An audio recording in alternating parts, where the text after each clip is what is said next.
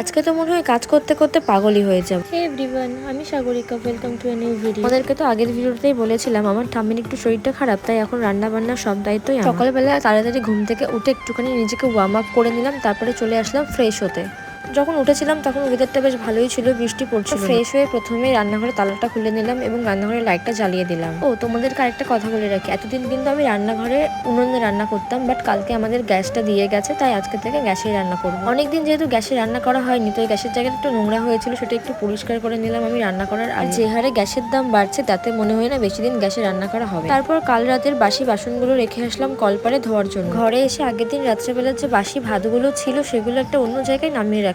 এগুলো পরে ছোট মা বাড়ির মুরগিদের বা ছাগলদের দিয়ে দেয়। এই কদিন যেহেতু কাঠে রান্না করছিলাম, তাই হাঁড়ি কড়াগুলো কিন্তু খুবই কালি পড়ে গেছে। এই কালির ওপর দিয়ে এই গ্যাসে রান্না করলে এই কালিগুলো কিন্তু পরেও তোলাটা খুবই অসম্ভব হয়ে দাঁড়ায়। আমাকে যদি ওগুলো করতে হয় না, কিন্তু যদি এখন অল্প না করে রাখি পরে আর তোলাই যাবে না। কথা বলতে বলতে দেখো আমার কিন্তু বাসনগুলো সব ধোয়া হয়ে গেছে, আমি এখন ভাতটাও বসিয়ে দিচ্ছি। কালকে কিছুটা চিকেন রান্না করেছিলাম, সেটা ফ্রিজের মধ্যে এখনো আছে, তাই সকালে বেশি কিছু রান্না করব না।